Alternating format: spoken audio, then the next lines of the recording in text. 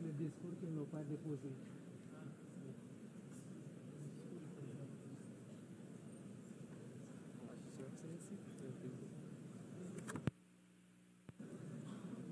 Messieurs les coprésidents, chers collègues, Monsieur le secrétaire général des Nations Unies, Mesdames, Messieurs, je salue le leadership de la France et de l'Arabie Saoudite, ainsi que l'engagement de tous ici présents pour la cause palestinienne.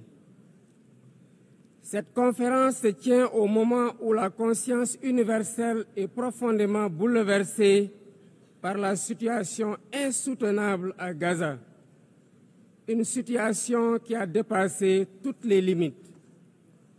Nous assistons à une tragédie indescriptible, aux allures d'un nettoyage ethnique.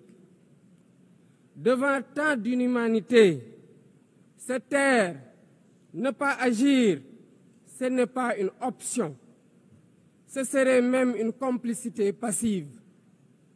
Nous sommes là pour rappeler le sens des principes fondateurs des Nations Unies, la souveraineté des peuples, l'égalité des droits, la paix par la justice, le respect du droit international et la protection des populations civiles, même en temps de guerre. Autant de valeurs aujourd'hui anéanties dans les décombres de Gaza. Le Sénégal réaffirme son engagement constant pour une solution à deux États, palestiniens et israéliens, vivant côte à côte, chacun à l'intérieur de frontières sûres et internationalement reconnues. C'est ce que veut le plan de partage décidé par les Nations Unies. C'est aussi une exigence de paix et de sécurité pour les peuples des deux pays, une exigence de justice, une exigence d'humanité.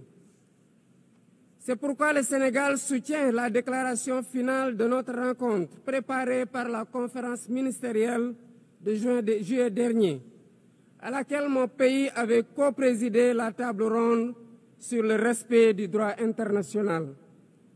Pour faire la différence, nous devons ensemble envoyer un message clair. L'occupation doit cesser. La souffrance des civils doit cesser. Il faut travailler à un cessez-le-feu immédiat. Israël doit arrêter ses bombardements et autoriser l'acheminement de l'aide humanitaire par l'ONU. L'ONU doit envisager le déploiement d'une mission de stabilisation et d'observation pour s'assurer de l'arrêt des actes illégaux. Bref, la promesse de deux États doit enfin être tenue. À ce propos, je salue le récent vote massif à l'AG de l'ONU de la résolution pour une solution pacifique à deux États.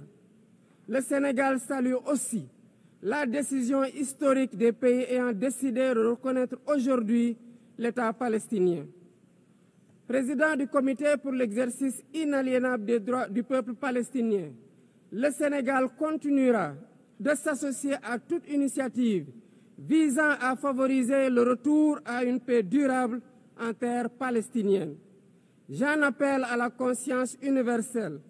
Il ne s'agit pas ici de choisir un camp contre un autre, mais de défendre la vie, de faire entendre la voix de la raison et du droit, et de préserver ce qui fait notre humanité commune, la capacité d'empathie, de justice et de solidarité.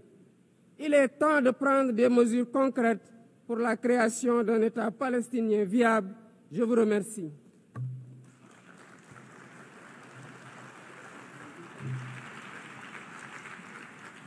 Je remercie le président du Sénégal. Je donne à présent la parole au prince souverain de Monaco.